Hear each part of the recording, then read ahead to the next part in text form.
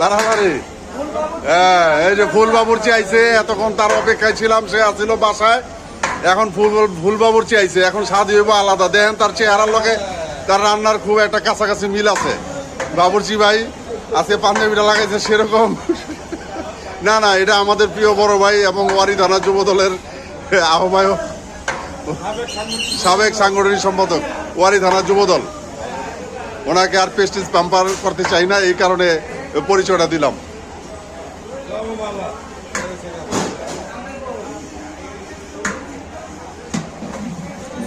মাংস আল্লাহর মধ্যে গত বছর থেকে এবার পারফেক্ট আছে। হ্যাঁ, সুন্দর হইব না ভাই? আমি সকালবেলা গতবার তো আমরা যাই নাই, আমি যাই নাই, পাঠাইছি অন্য লোক।